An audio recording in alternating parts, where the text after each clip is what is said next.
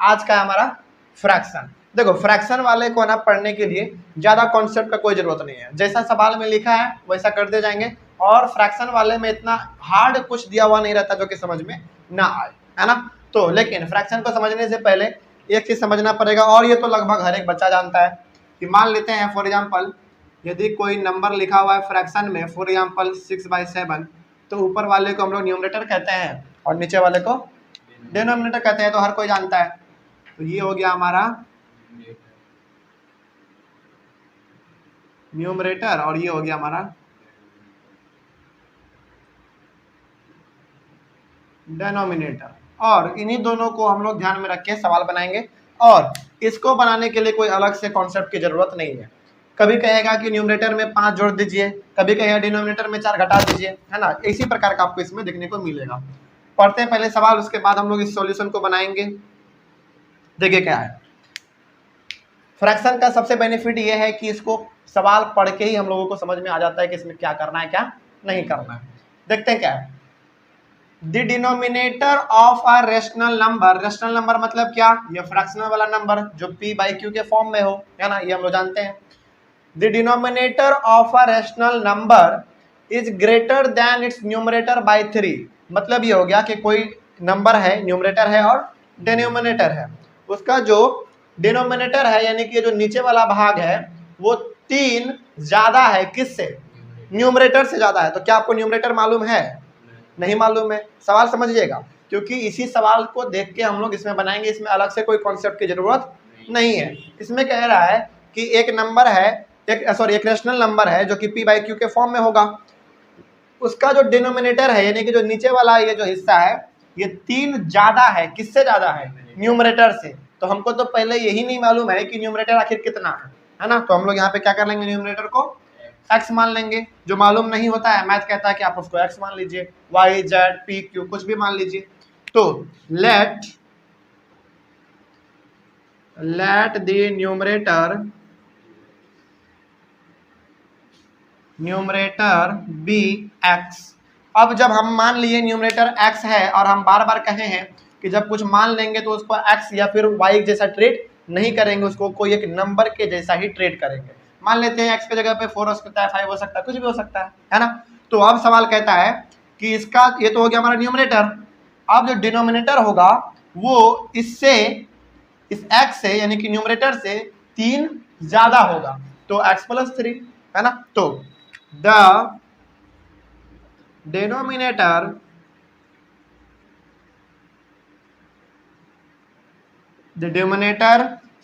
b हमारा कितना हो जाएगा, 3 + x। कोई दिक्कत नहीं, क्योंकि सवाल में ही कहा था कि जो डिनोमिनेटर होने वाला है वो 3 ज्यादा हो जाएगा, किससे, न्यूमरेटर यानी कि x से, क्योंकि हम लोग न्यूमरेटर को यहाँ पे क्या मान चुके हैं, x मान चुके हैं।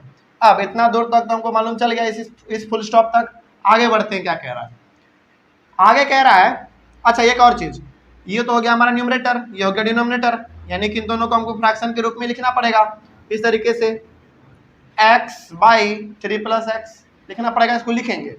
लेकिन पहले और क्या कह रहा है, if 3 is subtracted from the numerator, आप क्या कीजिए, न्यूमरेटर से, न्यूमरेटर कहाँ गया, हाँ, if 3 is subtracted from the numerator, numerator में 3 माइनस कर दीजिए। न्यूमरेटर हमारा कौन सा है, x है, इसमें 3 को माइनस कर दीजिए यानी कि x-3, काम खत्म।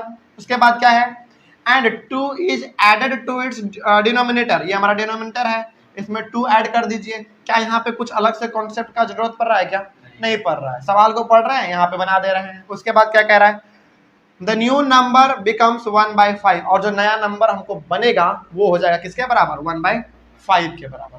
अब सवाल पढ़ते हैं और डायरेक्ट अब हम लोग लिखेंगे यहाँ पे अकॉर्डिंग टू द क्वेश्चन के अनुसार। सबसे पहला क्या कहा था, इस ये तो चूंकि हमारा 2 हो गया, एक न्यूमरेटर और एक डिनोमिनेटर, तो इसको पहले से लिख लीजिए, x/3 + x लिख दिए। सवाल में क्या कहा था कि if 3 is subtracted from the numerator, numerator में से क्या कर दीजिए, 3 को सब्ट्रैक्ट कर दीजिए यानी कि माइनस कर दीजिए। उसके बाद and 2 is added to its denominator, denominator में 2 ऐड कर दीजिए, कोई दिक्कत नहीं। उसके बाद द न्यू नंबर बिकम्स 1/5, और जो नया नंबर बनेगा x में -3 करने पे, उसके बाद x + 3 में +2 करने पर जो एक नया नंबर बनेगा वो हमारा हो जाएगा 1/5। कोई दिक्कत नहीं। अब तो बिल्कुल ही आसान हो गया। ये तो हम लोग लीनियर इक्वेशन 1 वेरिएबल का जो हम लोग सवाल सॉल्व कर रहे थे, तो इसमें हमको मालूम चल रहा है कि क्रॉस मल्टीप्लिकेशन करना पड़ेगा। इस प्रकार के सवाल में हम लोग मेनली क्रॉस मल्टीप्लिकेशन ही करते हैं, है ना। चलो अब जरा क्रॉस मल्टीप्लिकेशन करके हम लोग इसका सॉल्यूशन निकालते हैं। यहाँ पे कर देते हैं, यहाँ पे जगह है हमारे पास, है ना। चलो तो 5 से हमको मल्टीप्लाई करना है किसमें, x - 3 में, उसके बाद 1 से करेंगे तो वही रह जाएगा, तो 3 और 2 5, 5 + x, है ना। तो 5 + x, आगे बोलते जाओ। 5x - 15, 5 + x, 5x - x, 5 + 15, आगे 4x = 20, आगे x = 5। तो अब जरा हमको बताओ कि ये जो x आया है ये किसका वैल्यू आया है, न्यूमरेटर का, क्योंकि हम लोग न्यूमरेटर को क्या माने हुए थे, x माने हुए थे, और डिनोमिनेटर को 3 + x, यानी कि 3 + x के जगह पे 5, 8। कोई दिक्कत नहीं। तो अब हम लोग यहाँ पे लिखेंगे कि न्यूमरेटर हमारा कितना हो जाएगा, न्यूमरेटर = 5 और डिनोमिनेटर हो जाएगा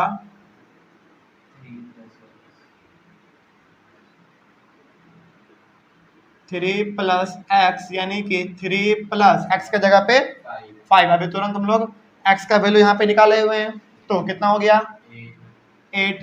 तो हमारा यहाँ पे सवाल क्या पूछा था, find the original number.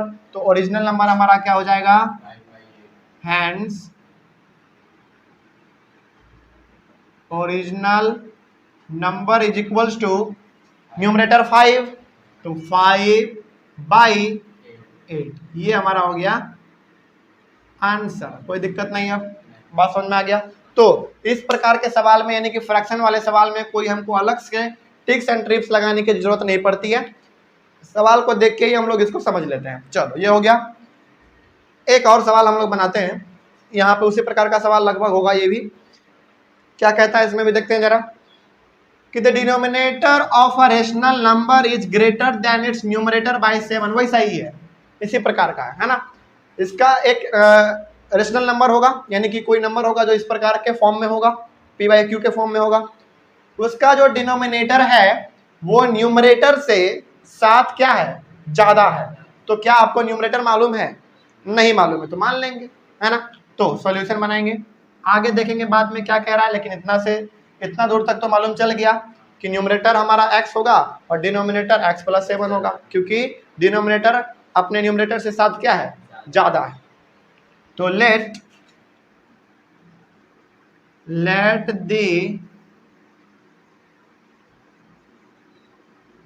Numerator be x, numerator हमारा हो गया x, तो द डिनोमिनेटर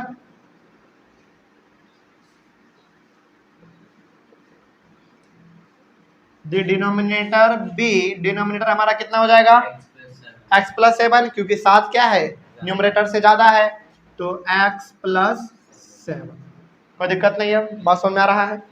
सवाल में ही कहा था कि जो डिनोमिनेटर इसका होने वाला है वो न्यूमरेटर से 7 ज्यादा होगा, तो हम लोग इसको मान लिए हैं न्यूमरेटर को x, और ये 7 ज्यादा है तो x + 7। चलो अब according to the question direct लिखेंगे हम लोग। सवाल में क्या कहा था, पहले तो ये हो गया हमारा न्यूमरेटर, ये हो गया डिनोमिनेटर, इसको फ्रैक्शन के फॉर्म में पहले लिख लेते हैं, बाद में देखेंगे फिर क्या कह रहा है सवाल। x/x + 7। आगे बढ़ते हैं, क्या लिखा हुआ है, if the numerator is increased by 17, numerator जो है वो 17 क्या हो जाता है, बढ़ जाता है, तो x + 17 हो गया, काम खत्म। उसके बाद and the denominator decreased bye 6, denominator जो है वो डिक्रीज हो जाता है, कम हो जाता है, कितना, 6। उसके बाद क्या है, द न्यू नंबर बिकम 2, हमारा जो नया नंबर बनेगा वो बनेगा 2, और हमको मालूम है कुछ नहीं है नीचे तो क्या है, 1 है, कोई दिक्कत नहीं। अब तो ये सवाल भी हमसे बन जाएगा। चलो इसको भी सॉल्व करते हैं। यहाँ पे हम लोगों को क्रॉस मल्टीप्लीकेशन ही दिख रहा है। जब इस वाले को इससे करेंगे तो उतना ही रह जाएगा, 1 से तो कोई फर्क पड़ेगा नहीं। x plus 17 is equals to 2 से मल्टीप्लाई करना है इन सभी को, है ना, यानी कि कितना x प्लस 1, क्योंकि 7 में 6 घटाएंगे तो 1 रहेगा, तो x प्लस 1। आगे x plus 17 2x प्लस 2, कोई दिक्कत नहीं। आगे कितना हो जाएगा फिर x माइनस 2x 2 माइनस 17। आगे x या minus x minus x minus 15, और हमको मालूम है माइनस माइनस कट जाता है, तो x इज इक्वल्स टू 15। ये जो x का वैल्यू आया, ये किसका वैल्यू आया? न्यूमरेटर का, क्योंकि हम लोग न्यूमरेटर को x माने हुए थे, है ना। चलो अब जरा थोड़ा सा हम लोग, यहाँ पे जगह नहीं है तो यहाँ पे लिख सकते हैं। चलो यहाँ यहीं पे लिख देते हैं ऊपर में, नहीं तो यहाँ पे भी हमारे पास जगह है। चलो यहीं पे लिख देते हैं, इसके बाद यहाँ पे। तो हमारा न्यूमरेटर कितना हो गया? Numerator is equals to 15, denominator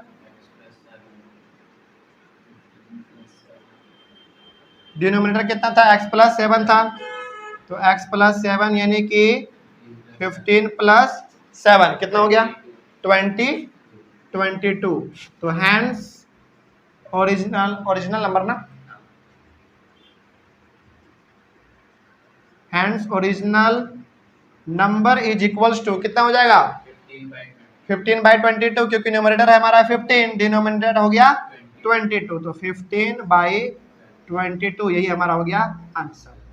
कोई दिक्कत नहीं, बात समझ में आया है? चल इसको नोट कीजिए तो जल्दी जल्दी एकदम फटाफट। देखो ये हमारे पास कुछ और सवाल है जो कि फ्रैक्शन से रिलेटेड है, इसको भी हम लोग सॉल्व करेंगे, और इसको सॉल्व करने के बाद हम लोग अपने चलेंगे कंज्यूगेटिव वाले में, है ना, क्योंकि इसमें कोई खास कॉन्सेप्ट है नहीं, जो सवाल है उसी को पढ़ के इसको बना देना है ना, कोई दिक्कत नहीं।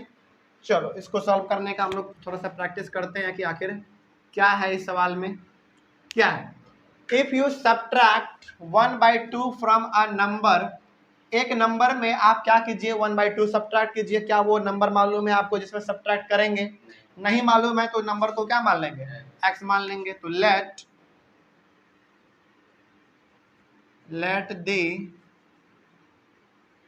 नंबर बी x, कोई दिक्कत नहीं, बात समझ में आ रहा है? अब हमको इस नंबर में क्या करना था? 1/2 माइनस करना था, क्योंकि सवाल में कहा है कि if you subtract 1/2 from a number, आप क्या कीजिए? एक नंबर में 1/2 सब्ट्रैक्ट कीजिए। तो अब हमारे पास नंबर मालूम हो गया x, इसी में माइनस करेंगे अब हम लोग 1/2। चलो उसके बाद अकॉर्डिंग टू द क्वेश्चन आ जाओ डायरेक्ट कि x माइनस 1/2 हो गया। यहाँ तक तो हमारा क्लियर हो गया। उसके बाद and multiply the result by 1/2, इन दोनों का जो रिजल्ट आएगा, जो इसको सॉल्व करने के बाद जो इसका वैल्यू आएगा, उस रिजल्ट में हमको मल्टीप्लाई करना है किससे? 1/2 से। तो क्या यहाँ पे हम लोग इंटू 1/2 लिख सकते हैं? नहीं, लेकिन ये तरीका गलत हो जाएगा। गलत इसलिए हो जाएगा क्योंकि इन दोनों का रिजल्ट कहाँ है ना, यदि इसे करते हैं तो केवल इससे मल्टीप्लाई होगा, लेकिन इसके रिजल्ट को हमको मल्टीप्लाई करना है, इसलिए हमको यहाँ पे ब्रैकेट का साइन देना पड़ेगा। कोई दिक्कत नहीं। उसके बाद फिर क्या कहा है? यू गेट 1/8, आपको 1/8 देखने को मिलेगा। मतलब ये हो गया कि जब आप एक नंबर में 1/2 माइनस करेंगे और उसके रिजल्ट में जो उसका आंसर आएगा, यानी कि इसमें जब आप 1/2 मल्टीप्लाई करेंगे तो आपको देखने को मिलेगा आंसर 1/8। कोई दिक्कत नहीं। अब तो ये हमारा तैयार हो गया। चलो इसको सॉल्व करते हैं जरा हम लोग। और मालूम है हमेशा ऐसा वाला साइन कब देते हैं? जब बीच में ऑलरेडी एक इक्वल टू का साइन हो तब। सॉल्व करते हैं इसको जरा हम लोग। यहाँ पे कुछ नहीं है तो 1 है, तो क्या हो जाएगा? एलसीएम 2 हो जाएगा। 1 से डिवाइड करो 2 को, तो 2 टाइम्स, तो 2 इंटू एक्स, 2x माइनस 2 से 2 को डिवाइड करेंगे 1, और 1 मल्टीप्लाई 1 तो 1। कोई दिक्कत नहीं, लेकिन अभी भी ब्रैकेट में ही रहेगा। Into 1/2 is equal to 1/8। आगे सॉल्व करते हैं जरा हम लोग। कितना हो जाएगा 2x minus 1 by 2 multiply 1 by 2 is equal to 1 by 8। आगे करते हैं। अब जरा देखो तो यदि इन सभी में 1 से मल्टीप्लाई कर दिया जाए तो कोई फर्क नहीं पड़ेगा कि वही रह जाएगा हमारा 2x माइनस 1, है ना। उसके बाद 2 इंटू 2 4, उसके बाद हो गया हमारा 1 बाई 8। अब हमको मालूम है यहाँ पे क्रॉस मल्टीप्लीकेशन, है ना। चलो क्रॉस मल्टीप्लीकेशन करते हैं। 8 से मल्टीप्लाई करेंगे इन सभी में, है ना। 2x minus 1 is equal to 4 into 1, तो 4 ही होगा हमारा, कोई दिक्कत। आगे आगे यहाँ पे सॉल्व करते हैं।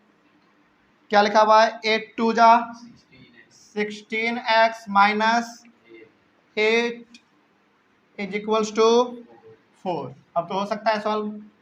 तो 16x is equals to 4 plus 8, transposing याद आ गया प्रोसेस। उसके बाद 16x is equals to 12, x is equals to 12 by 16, x is equals to 3 by 4 से किए हैं, 4 3 जा 12 और 4 4 जा 16, तो 3 बाई 4।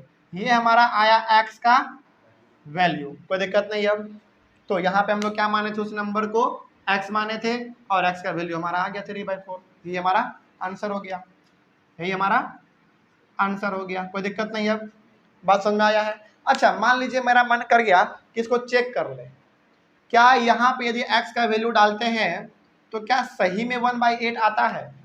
चेक किया जाए क्या? करते हैं जरा चेक। तो दिल नहीं मान रहा है कि यहाँ पे x का वैल्यू डालेंगे 3 बाई 4 तो वो हमारा 1 बाई 8 आ जाएगा। चेक करेंगे जरा आज इसको हम लोग। चलो क्या है जरा देखते हैं, चेक कर रहे हैं यहाँ पे हम लोग, है ना। सवाल कह रहा है कि यदि आप यहाँ पे x का वैल्यू जो है 3 बाई 4 डालेंगे तो आपको रिजल्ट देखने को मिलेगा 1 बाई 8। क्या सही में आता है कि नहीं, चेक कर लेते हैं जरा हम लोग। x के जगह पे डालेंगे वैल्यू क्या 3 बाई 4 माइनस 1 बाई 2, 1 बाई 2, कोई दिक्कत नहीं। और इनको हमको मल्टीप्लाई करना है किससे 1 बाई 2 से। चलो आगे सॉल्व करते हैं जरा इसको। एलसीएम कितना हो जाएगा 4 हो जाएगा। तो 3 माइनस कितना 2, कोई दिक्कत। इसमें मल्टीप्लाई करो 1 बाई 2 से। तो यहाँ पे ये वाला साइन नहीं दे सकते हम लोग, ये वाला साइन देंगे बराबर वाला, क्योंकि बीच में बराबर का साइन नहीं है। तो कितना हो जाएगा 1 बाई 4 मल्टीप्लाई 1 बाई 2, तो 1 मल्टीप्लाई 1 1 और 4 2 जा 8। क्या 1 बाई 8 आया? क्या 1 बाई 8 था? सही बात है, कोई दिक्कत नहीं। अब तो हम लोग इस प्रकार से इसको चेक भी कर सकते हैं ना। हालांकि हमारे चेक करने का जो पार्ट था वो हमारे क्वेश्चन का पार्ट नहीं था, कोई दिक्कत नहीं। अब एक और सवाल है हमारा, ये आखिरी सवाल होगा, इसको सॉल्व करते हैं। क्या है, a rational number is such that when you multiply it by 5 by 2, एक रेशनल नंबर है जिसको कि आप मल्टीप्लाई करेंगे किससे 5 बाई 2 से, और उसमें आप ऐड करेंगे कितना 2 बाई 3 को ऐड करेंगे। लेकिन सबसे पहले आपको एक रेशनल नंबर तो मालूम चल जाए, है ना। तो क्या मान लेंगे हम लोग, let the रेशनल